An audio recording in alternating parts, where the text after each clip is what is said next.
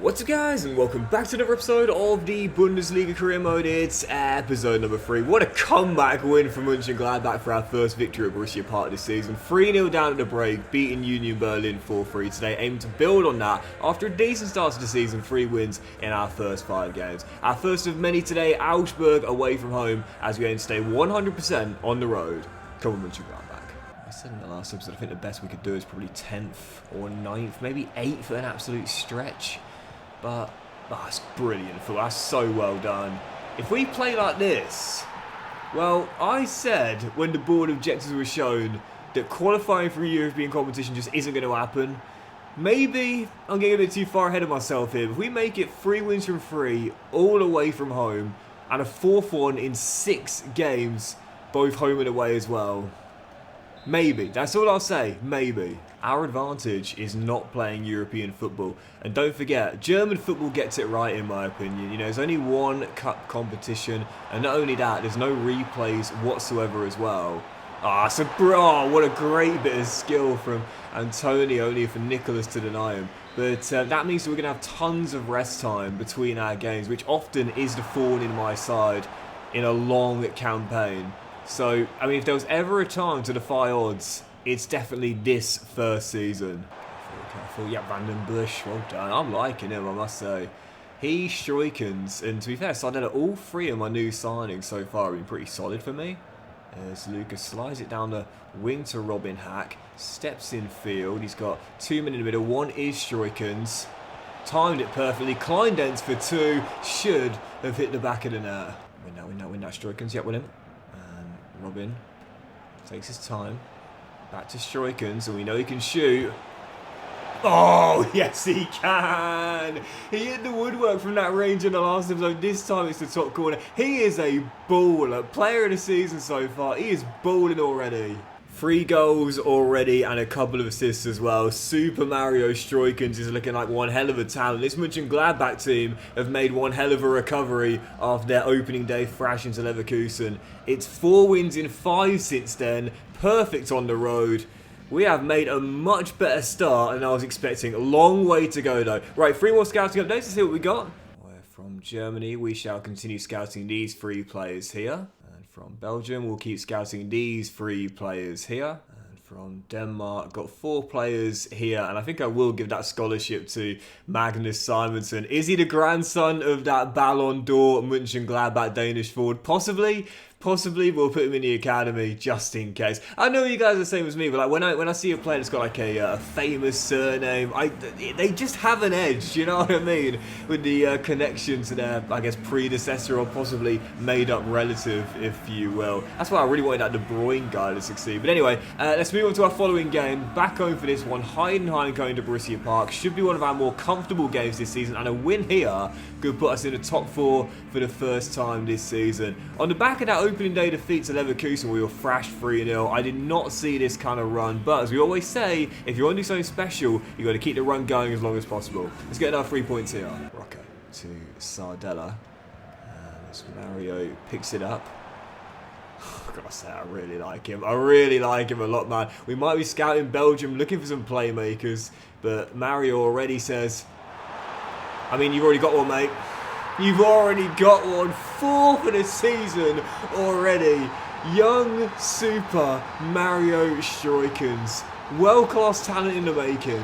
Actually, my mistake. It's actually 5th goal for Stroikens now. 5th of the season already. None bigger than that game winner against Union Berlin, of course. But even so, this guy is looking like a serious talent. And do you know what it is about him as well? It's that kind of composed sort of, like, he knows what's going to happen before he gets the ball. Do you know what I mean? That kind of, oh, that's a pen, all dead. He just went flying. He's got that kind of anticipation, if you will.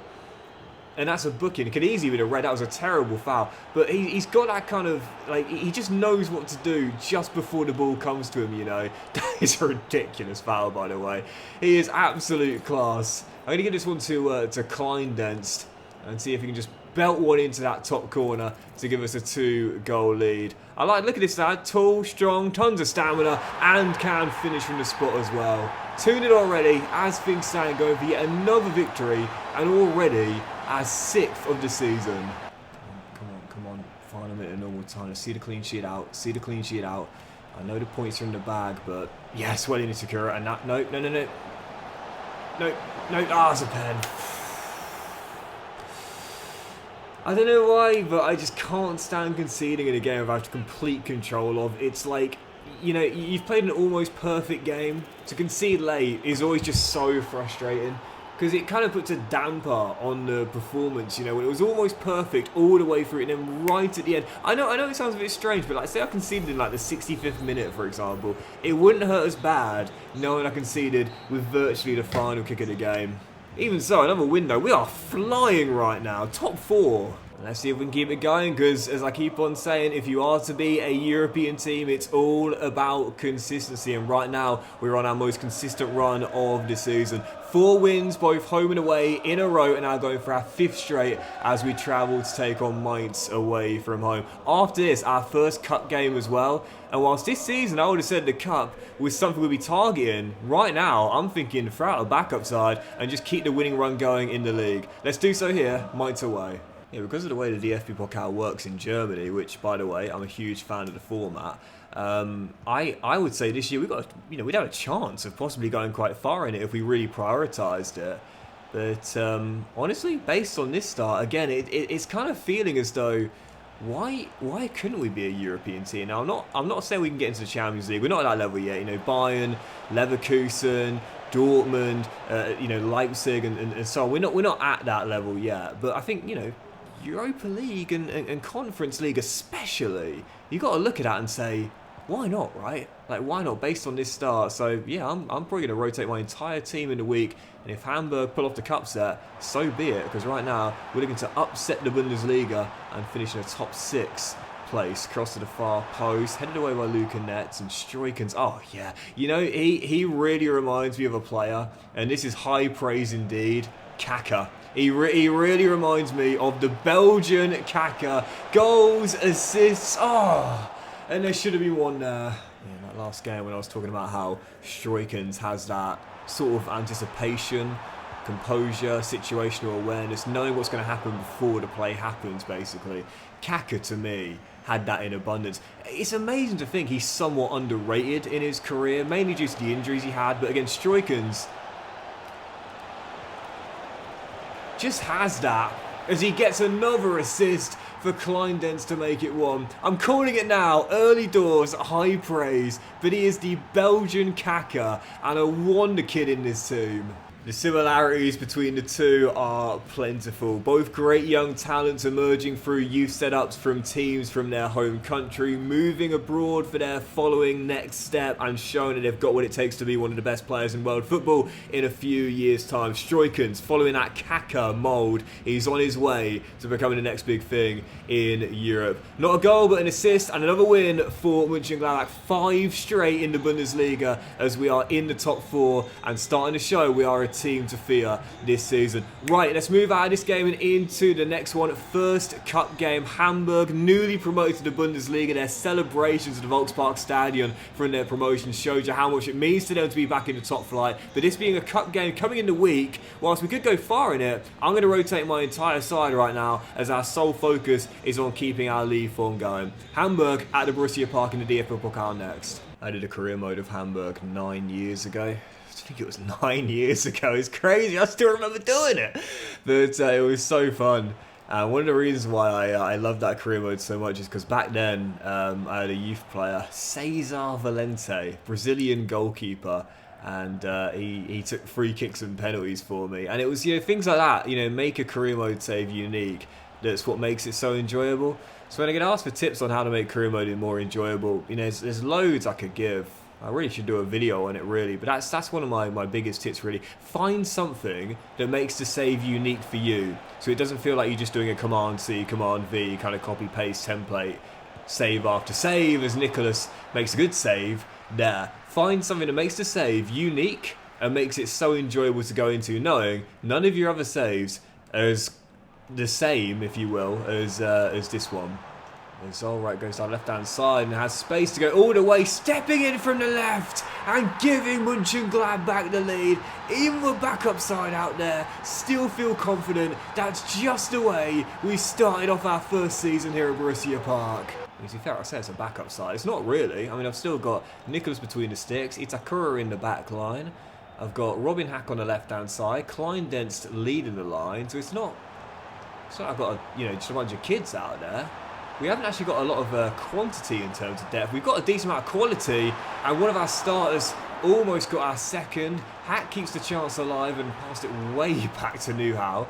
Sander finds Boy Sanchez, gets away from Noah Katterbach. Can he whip the ball into the middle? Yes, he can. Kleindenst couldn't hit the target. And that is going to do it. What a run for Mönchengladbach. 6 wins in a row in all competitions. 3 clean sheets in our last 4 games, and whilst our league form continues to be our sole priority, we're through to the next round of the cup as well. Let's see what we've got in the last 16.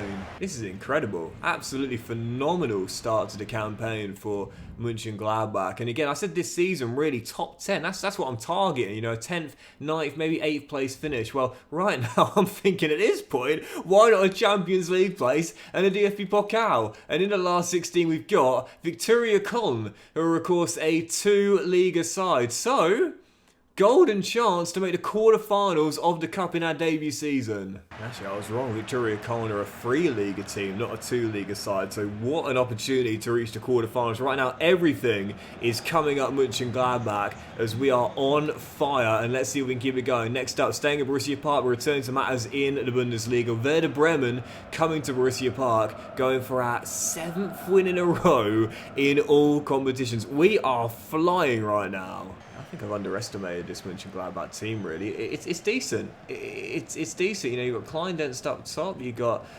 Julian Weigl at DM as well. 2 really, really solid players. And you've got some great young talent as well, such as Netz and Ulreich and Rocco Wright as well. We've added to it with the likes of Sardella, who did brilliantly well there. And of course, the Belgian Kaka on the ball now as well, striking. So it's a better team than I gave it credit for at the start of the season. The only question is, can we keep this run going? With this guy in the team, oh, what a miss! What a miss! I was going to say, why not? That is one of my worst misses in a long time. I don't know, the ball bobbled on the turf, sat up a bit awkwardly, but that is a glorious 3-point conversion, sadly in the wrong spot. So we go through, and Justin Nimmer going all the way. And says Mario, that's how you finish. Slots it in, bottom corner. Werder Bremen have the lead at Borussia Park. Should have been a goal up comfortably. Instead, I'm a goal down. Might be 2 as well. Might be 2. Quick fire double. Incoming. Great save by Nicholas. And danger cleared. I can't believe how badly I missed that chance. When you talk about getting underneath the ball, I mean, seriously. Well, he's not going to miss twice, that's for sure. Belts one in and puts it right. Second time I'm asking. Remember the last episode we were talking about it? If you make a mistake, don't worry about it, man. It's going to happen. Just make sure you learn from that and get it right next time out. Mario's just done that. And Bolo coming forward. And his pass cut out, but then one straight back by Justin Nimmer. Oh, wow. What a finish. What a finish. Ripped in, bottom corner, 2-1. 3 goals in 33 minutes. What a finish. Martini to Nimmer, who right now is absolutely tearing me apart. With Kleindenst at 29 years old, we will need a long-term striker. And based on this guy's performance, well, maybe he's auditioning for a role in this team next season, because he is looking fantastic, man. Just wide the post. That should have been a hat-trick in 42 minutes. I can't stop him. One more chance before the break here. Sardella to Rocco. And now back to the Belgian as he'll find Stroikens. The former Anderlecht boys linking up. And he's on the route, finds Stroikens. He'll try his luck from range. Oh! As he clips the crossbar. It is Stroikens versus Justin out there, man. This is one of those games where you see 2 individual players trading blows for blows, and it is so fun to watch. Second half to play, but there's definitely more goals in this game, no question. Well, it looks like I was wrong. Couldn't find that goal to level in the end, and Werder Bremen put an end to our brilliant winning run. 6 on the trot in all competitions, but humbled here. And whilst you're 100% away from home, to be fair at Borussia Park, we have lost, I think, half our games now with another one coming here. that kind of home form is going to get you into Europe. Right, 3 more scouting updates to see what we got. We're from Germany. I'm going to give my first scholarship out from this country. That's going to go to Oscar Wagner, who looks quite good at 15 years old. And from Belgian, I might give a scholarship to Kuipers, who's already got very good pace at 17. And I'll keep scouting these 3 players here. And from Denmark, we shall keep scouting these 3 young players for now, as 3 players remain in our academy, 1 from each nation. Right, let's jump into the following game. Might make this one our last one, or possibly do one afterwards, but I don't want to win on back-to-back losses. That is definitely a prospect here, as we travel to Leipzig to take on one of the better teams in the country. RB away at the Red Bull Arena, right now in 3rd, as we drop to 5th. And these are the games where we'll know if we've got a chance of playing Champions League football next season. If we can beat these teams away and stay 100% on the road, then we'll definitely have a chance. But if we get humbled here, taught a lesson, back-to-back losses, then we'll know Champions League football, top 4 finish, that's definitely a step too far in our first season. Probably our final game today, Leipzig away from home. What do you think it would take for RB Leipzig to stop being as hated as they are? I think they'd have to drop the Red Bull connection. I mean, surely that's what their whole team is kind of founded on, I think. But I think it shows you, like, just how strong, like, German football's kind of fan ownership system, you know, the 50+1 rule is in German football. I mean, RB Leipzig might have somewhat got away from that, but even so, it's the only club you can really point to. But I think it shows you why, again, German football is the envy of a lot of football pyramids and FAs in European football. They get so many things right, and the 50+1 ownership system is probably the best of the bunch, I would say. I mean, technically, Leipzig are still operating within that rule, but they've kind of found a way to get around it somewhat, if you will, as Benjamin Sesko makes it too. But yeah, fan-owned, corporation-owned, whatever the case may be. Right now, we're getting owned by Leipzig. 2-0 down, 14 minutes in. I think I was getting a bit too far ahead of myself, man. Champions League? Are you kidding me? Absolutely not. Oh, no. Simons. 31 minutes in, 3-0 down. Getting absolutely destroyed by Leipzig.